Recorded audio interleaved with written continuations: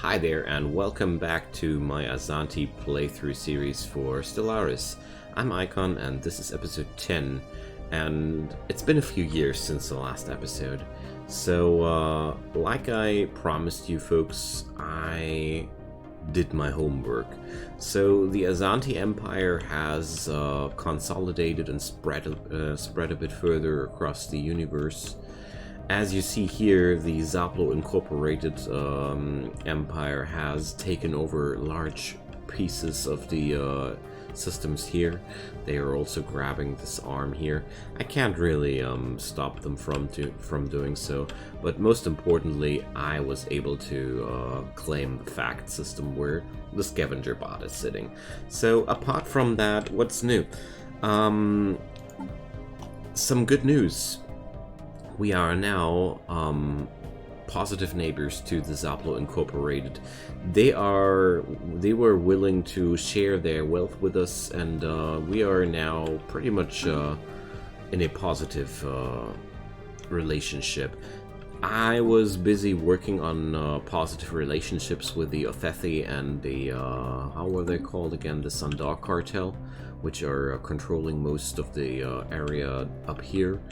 And, well, the nation of Rufaya and the Igarian Star League were right now, well, if we look them up, they are pretty neutral to us, or, well, ambivalent. Since I only got one envoy to work with, it's a pain. So, right now, I can't remember where was my envoy. Yeah, busy improving relations with the Zaplo people because, well, we could be a pretty powerful block here. That was my imagination. So, apart from that, my fleets have grown. The Terrier fleet and the Revenant fleet now pack up a firepower of 13.5k. Well, that's not really a lot, but it's also a lot more than before. And, well, what can I say? They do look quite fierce, don't they? So,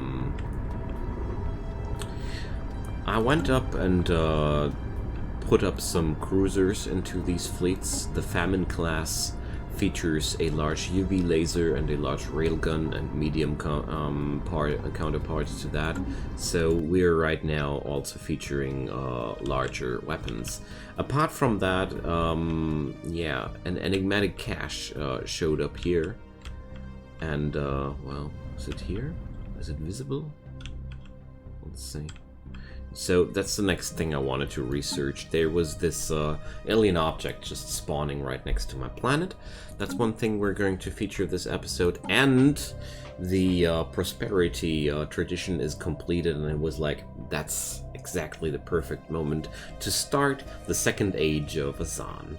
So welcome, my friends. We're going to unlock the public works division now, some more housing districts, but much more importantly, merchant jobs will now be generated every 50 pops. Right now I have almost 200 pops, so well, merchant jobs are getting created now. So that's pretty good. But prosperity perk. What kind of perk is ideal to reflect the prosperity of the Azanti people? Well, let's see. Defender of the Galaxy. Well, I would like that. I would definitely like that, but Consecrated Worlds, definitely not. Mastery of Nature, well, we did go over most of these already a while ago, so, well, Defender of the Galaxy would be more a diplomacy trait for in my opinion. So, Technological Ascendancy, no. Consecrated Worlds, well, no. Mastery of Nature, it's a pretty useless one. Imperial Prerogative, well, Executive Vigor, well, more Edicts, that would be really cool. Transcendent Learning, Shared Destiny. Well, would make it easier to integrate people into my empire. That's, well, not really reflecting what I want to have. but reflecting things better than the Defender of the Galaxy. Nihilistic acquisition, well, no. It's not how the Azanti people work. So...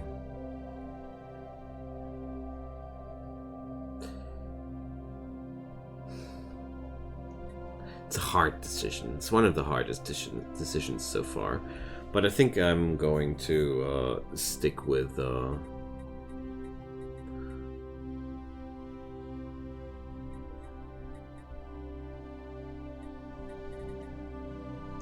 with the Defender of the Galaxy choice. It might be not the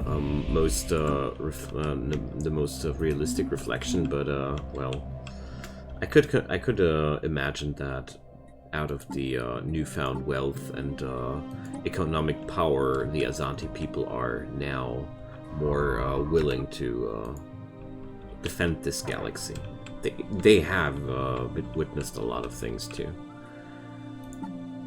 So not that easy to play around every decision properly, you know. So apart from that, my empire went really in a good way there. Those worlds you see here are all now colonized.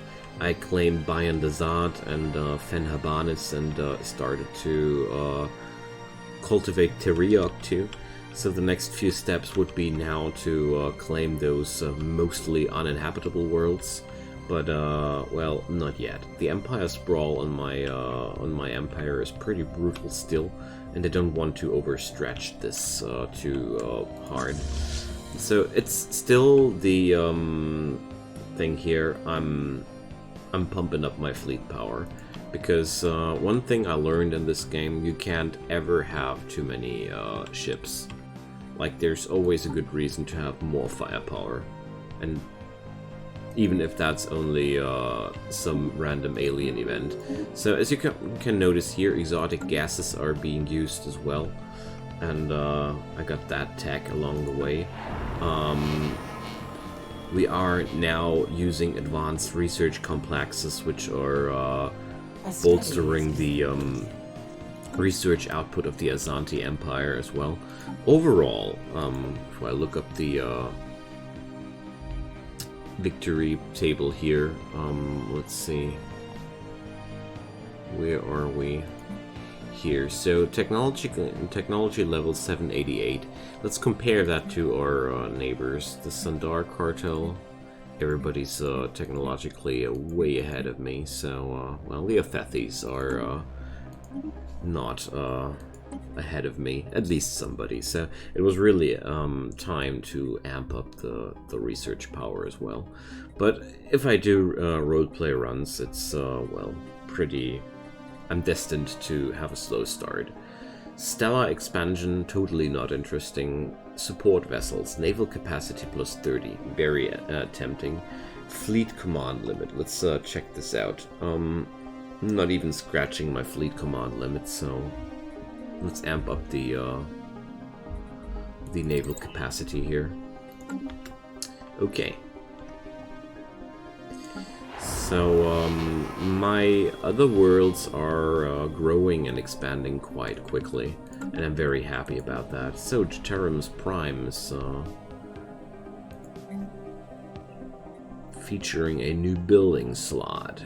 Okay, well, they already have commercial zones.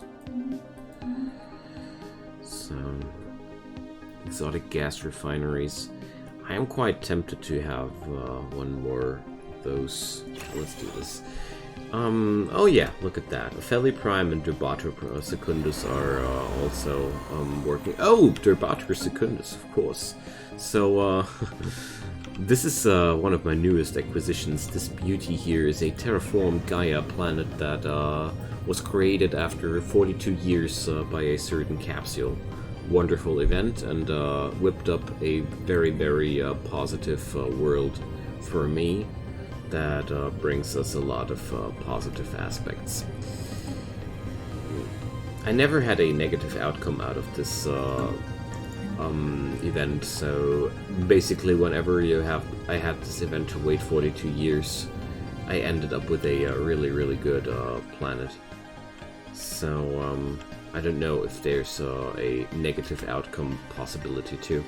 So they got a lack of lower stratum jobs. I'll start with a mineral purification plant and another mining district, because the economy is hungry.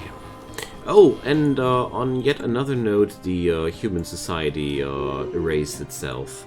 The Sol planet, Sol 3 planet, is now a toxic world that, well, nuclear devastation. Do I need to say more? They didn't make the race. That's that. The Othethi people have closed their borders. Fine. You do that. Energy grid has been already set up, so I want those mineral purification plants also for Opheli Prime. And let's check out the Enigmatic Cache. Despite extensive research, the Enigmatic Cache and its origin are still shrouded in mystery. Though it is definitely not organic in nature, it is not entirely machine either. It appears to be preoccupied mainly with the gathering, storing, and encoding of data. Its surface is covered in hundreds of thousands of minuscule scratches and dents in which we have discovered traces of a compound that is alien to our galaxy. That's unsettling, to say the least. So, L-Gate insights. We have discovered that the alien compound found on the Enigmatic Cache is made up of the powdered fragments of microscopic robotic entities, nanites. Some of the scratches in the hull even have tiny mechanical claws stuck in them, and in one we discovered an active but damaged nanite leeching its energy from the cache. From what remained of the nanite's hard drive, we have extracted data that could be pivotal, whatever. Pivotal? Okay. For our understanding of the L-Cluster Gateway Network. This L-Gate network is still something I never claimed in any of my playthroughs yet. I gotta admit, I never played Stellaris further into the late game because I always grew bored at some point, but I hope that this video series is changing this problem, because now I feel like I got a goal just to finish this series. So let's upgrade the Terrier fleet, and let's see. Overall, I'm quite happy with the expansion of my empire here. I'm still claiming a few more planets down here, as long as there's the possibility to, because well, there are still a few systems to be claimed. Oh, and I have here another excavation I wanted to pick up here. So a devoid planet, a devoid of life planet, and yeah. So let's start that. There were a few things that came together before I started this episode. So Azan's Crucible has yet another building slot. So let's amp up the food production here as well. Food processing facilities. There we go.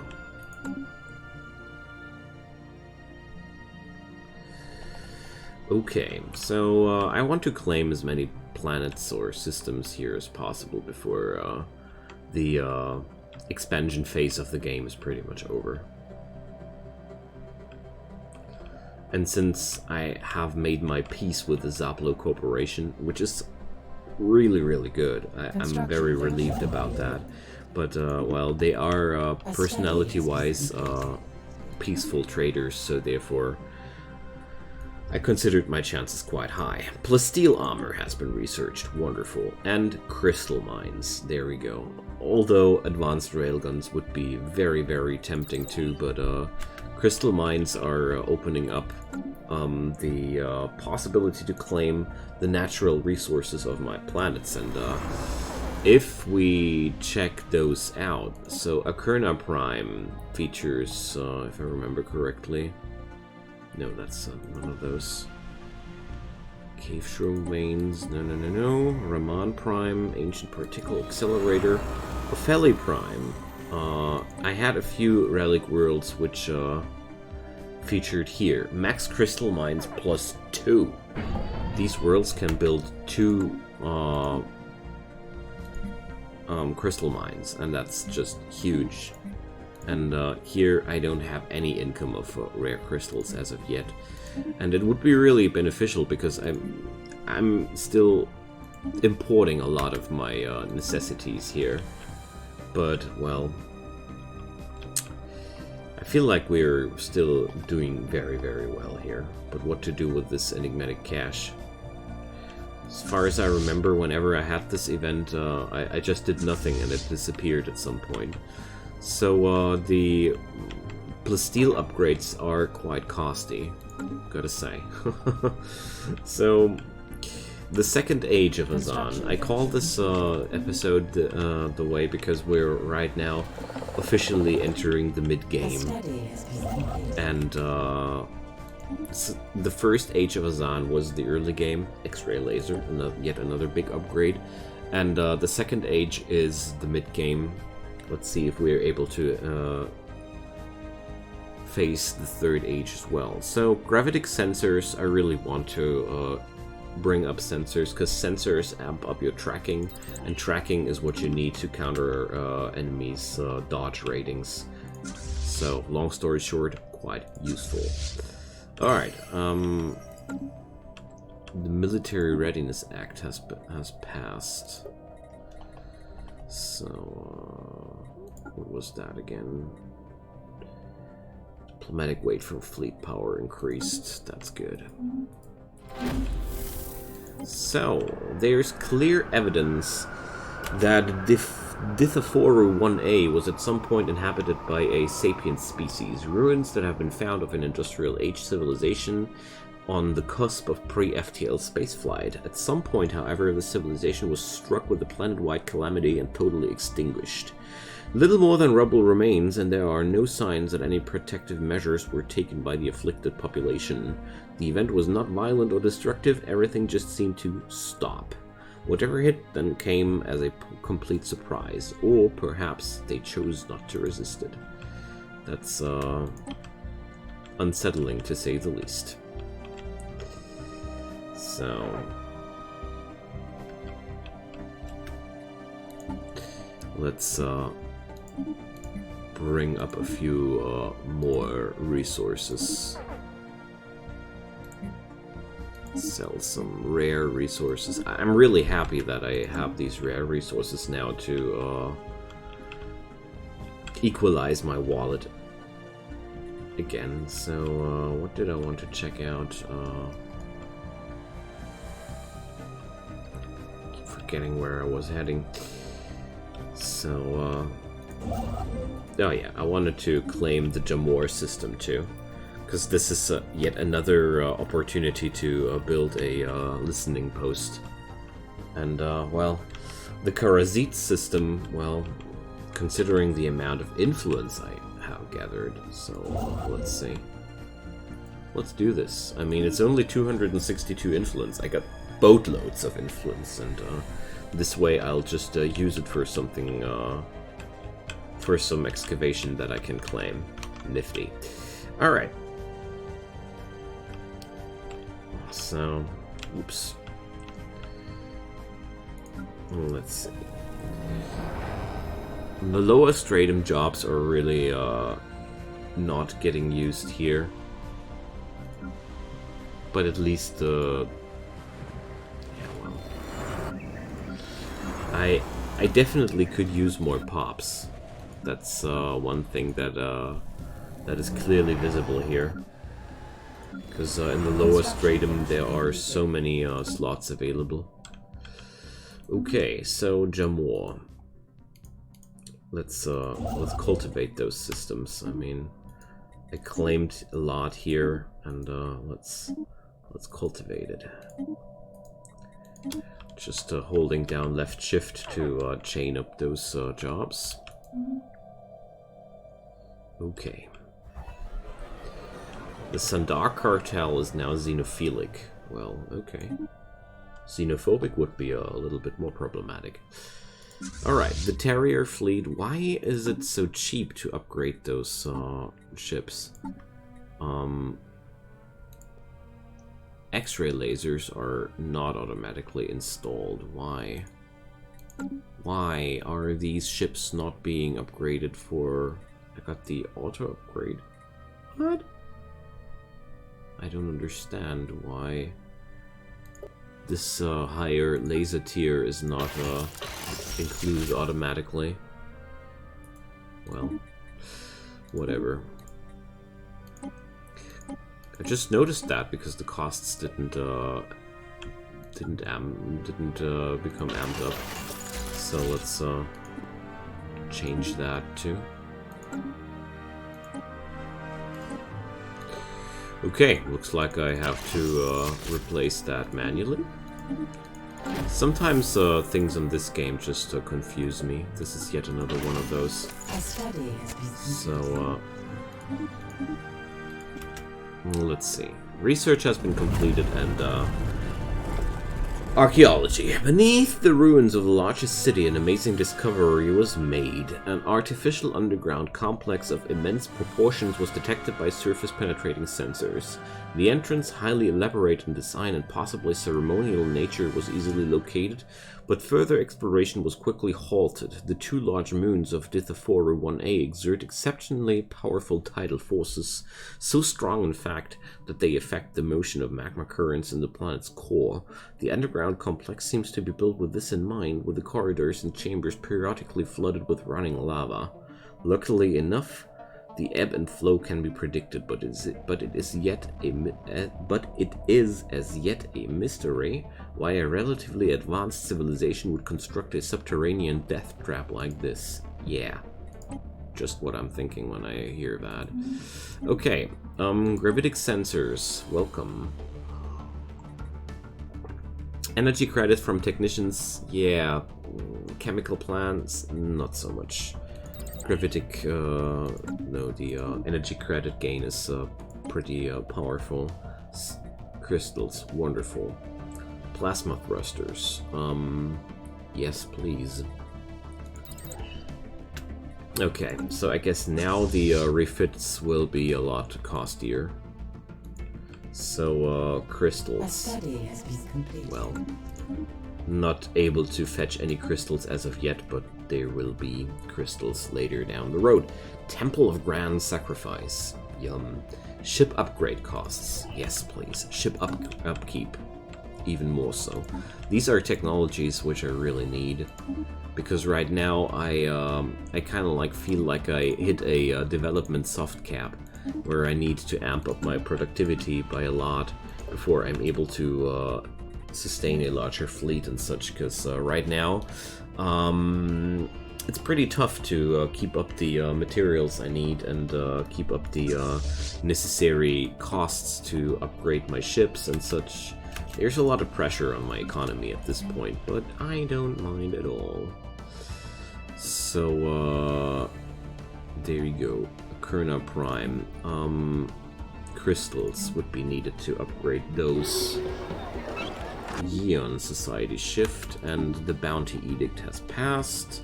Let's refresh that. Blessed be the Divine. Yeah, we do that regularly. So, let's see. We have research here. And, well, they do not have a Sanctuary of Repose yet, but, well, I don't know. I don't think I have to do this everywhere, you know? So, let's do a second administrative office building here on a administrative world, because I feel like that's a smart idea to do. So, let's see. There. Minor research sanctions. Well, I'll abstain to that. I don't like sanctions in general, because they might be hitting you one day. Alright. So, yeah, great. Mercenaries are offering their services.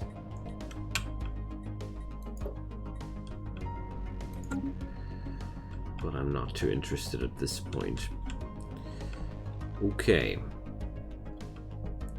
Looks like I'm able to claim a lot of these planets here as well. Oh yeah, the observation post will be set towards indoctrination too. I'm not sure what I will do with these indoctrinated people one day, but maybe I will do something with them. Okay, energy credits plus, very fine. Barrier point defense, well, possibly. Let's go for more research from the researchers as well, because I really want to amp up my my pure power here, my pure research power, to put it into more precise words, because we are quite lacking in that department, and therefore I want to change that, because I don't feel too well with this. So right now I'm just waiting for my other planets to develop their capabilities to produce crystals, and when we have crystals available, I'll... wait a sec. I'll create some more buildings utilizing those as well. And there's a new tradition. So, considering everything, how it's going through now, diplomacy is the next step I want to go, because the universe is now more or less cramped together, and we have to work with our neighbors more or less. So I want to play a more aggressive Necroid roleplay attempt too, but not for this series. So the Labyrinth of Death is a little bit more of a tricky candidate here. So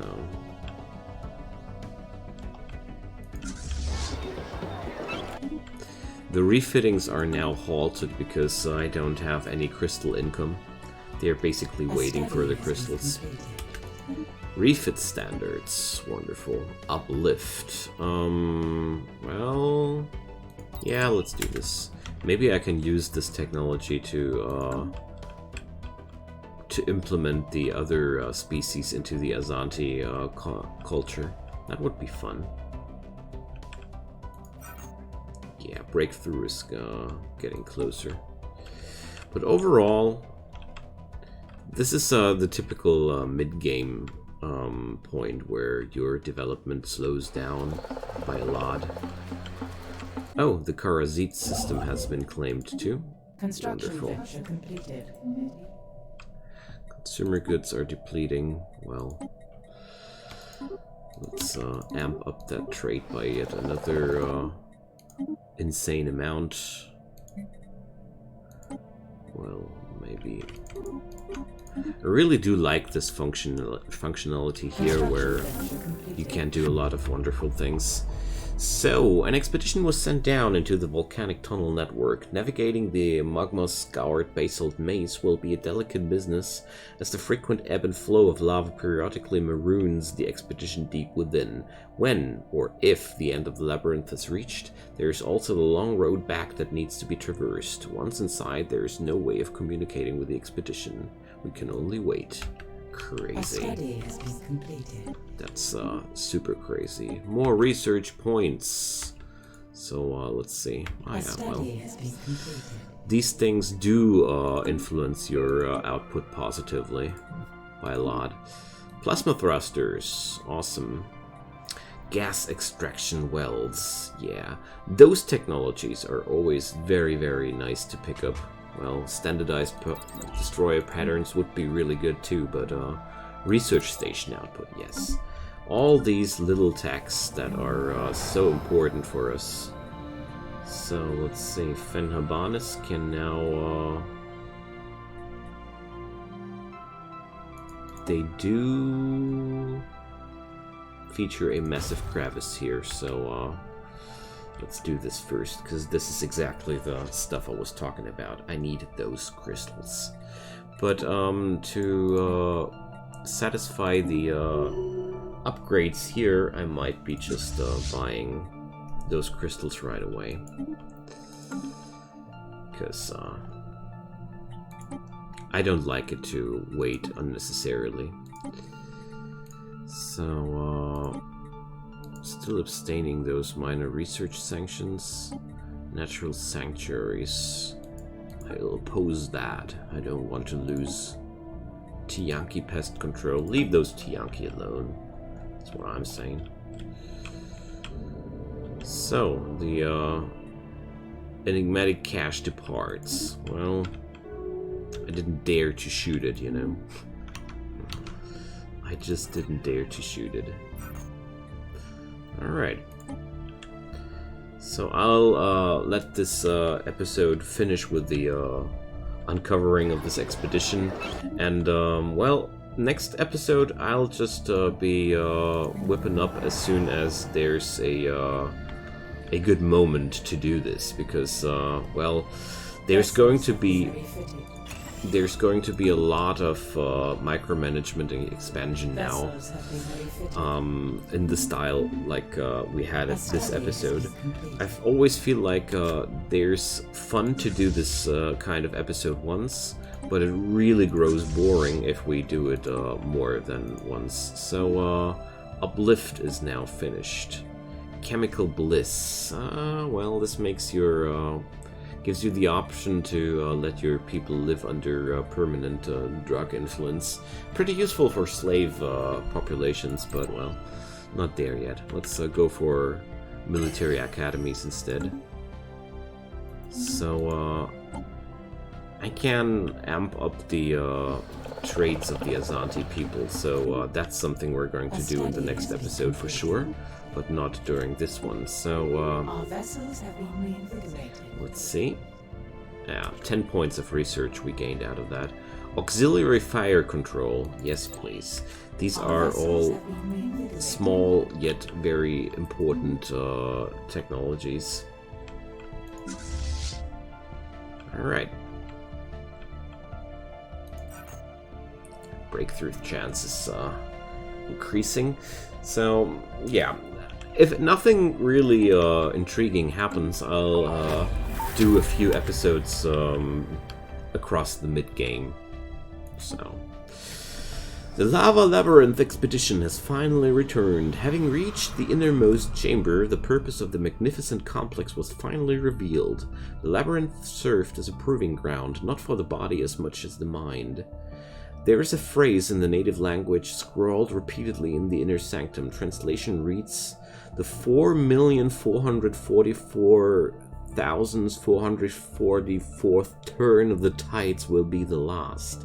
Nothing will withstand its rebirth." Whatever that means, it seems that few of those who survived this deadly pilgrimage chose to return to the surface after reading it, instead giving themselves to the rivers of fire. So, monthly unity plus 5%. I do like that. Such a fitting bonus for the Azanti people. Alright, friends, so that sums up this episode. So, thank you so much for watching. Like I mentioned, we're going to expand the Empire a bit, and yeah. I'll just keep you updated with the next episode, and yeah. I'll just record when there's something interesting happening. Feel free to drop a comment down below. A like or a subscribe would be deeply appreciated as well. So, hope we're going to see each other soon again. Until then, goodbye.